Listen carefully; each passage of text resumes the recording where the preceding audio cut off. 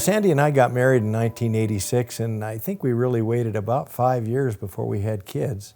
Our first, Tony, was born in 1991, and Nick, our second, was born in February 94.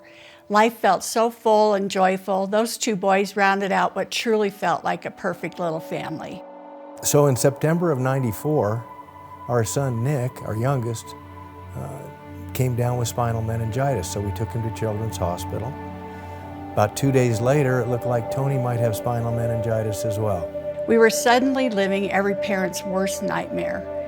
Tony survived, but Nick went to be with Jesus after a week in the ICU. And in that moment, our world stopped. We were in shock, disbelief, just trying to breathe.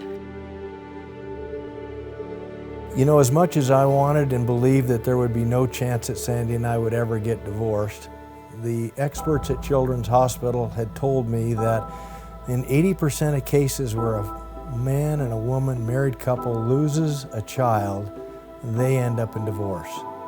Bill and I grieved so differently. He went back to work and I stayed home and I had struggled and had a horrible time with it. I did what felt natural to me. I went back to work.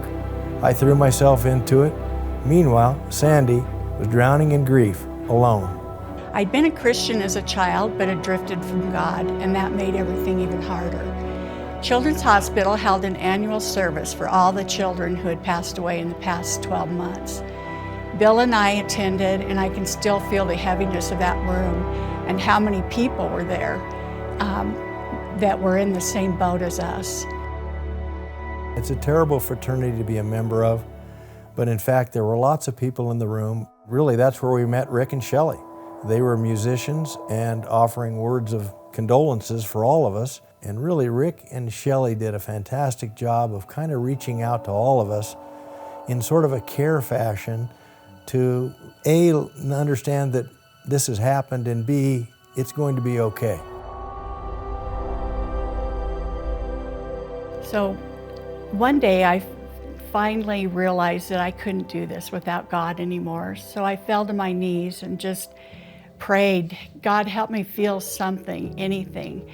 And I gave all my regrets, all my pain, laid it down at his feet. And slowly joy came back into my life. I started volunteering at Grace Church, and that really helped me process and get closer to God. I joined Bible study fellowship, did some small group stuff, and worked on my relationship with God to get back closer to Him. It looked to me like Sandy had found the right church. Sandy was volunteering there, found a great group of people, and they were supportive and caring. At the same time, we enrolled Tony in Faith Christian Academy, and he was doing well there. It really took me years, and I would say even decades, to figure out exactly what Sandy was experiencing with her relationship with the Lord. I'd been attending church irregularly at best, mostly on the holidays, Christmas, Easter. I was what Pastor Rick calls a cheester.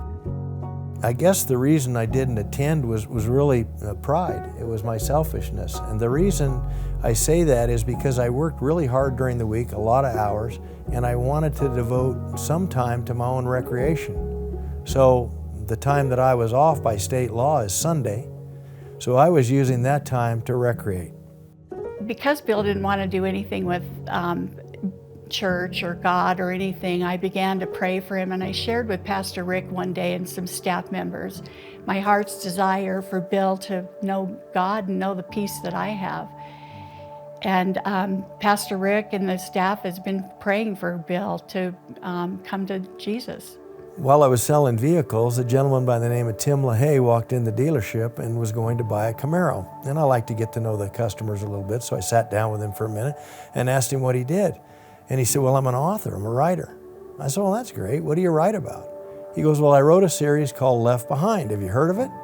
And I said, I think I've heard of it. In fact, I think it's sitting on our shelf at home. I think my wife has it. He goes, well, it's a really great story. You ought to read it. So I came home and I go, Sandy, do you know any guy by the name of Tim LaHaye? She goes, well, of course, Bill. He wrote the Left Behind series. I thought, well, I'll read what he wrote. I really felt like that was a kind of a revelation, if you will, all right? And it encouraged me to dig deeper, and I did that through reading the Bible myself, but not really understanding it, and asking Sandy if there were some Christian education classes we could get involved with. She said, hey, try Bond of Brothers. It looks like a good group. I think you'd get along with them. And then we started taking the education classes that Mark Schweitzer offers, and they're unbelievable. I mean, they really do help you understand things that, to me, are rather difficult to understand. I could see him start to change. I bought him a Bible and he read it through, and it's just miraculous to see God's hand working. His passion for the Lord was becoming everything we had prayed for over 30 years. Our dream to have Jesus in the center of our relationship, it became real, and I thank God for not giving up on Bill, and for Grace Church, and for the staff who faithfully prayed for him all the years. When I retired, I realized I was going to have a little bit more free time on my hands, and I thought, you know, Sandy's been volunteering at church for quite a while. Maybe there's something I need to do. So I asked Sandy if she would mind retaking the membership classes with me again, the 101 through the 401, to maybe figure out what I'd be good at or what I could do to help the church, not just financially, but through a volunteer role. I found a couple things that interest me a bit, and one of them is the security team.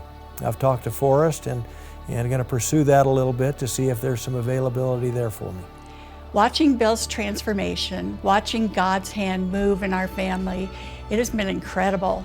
We partnered to help make Grace Church and Forge Christian High School as successful as possible by giving and serving in obedience to His purposes and will. After all these years, and I find out that the people at Grace Church, along with my wife, were helping out with my slow learning abilities and praying for me daily, why, it's pretty refreshing to know that I'm at the right place, that I am at a church that cares, and I'm with people who respond to needs. And I'm relieved by knowing that now. My life's changed, and it's changed for the better. Obviously, stress is no longer a huge part of my life, but I devote a little bit more time to people. I devote a little bit more time to trying to serve others, and really trying to get away from being critical of people and really standing out and saying what's wrong rather than accepting everything's right. Everything's fine, and I feel a bit more peace about saying that.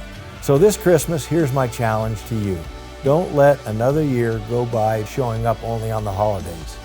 There's no place like Grace, and we would be thrilled, truly thrilled, to welcome you home.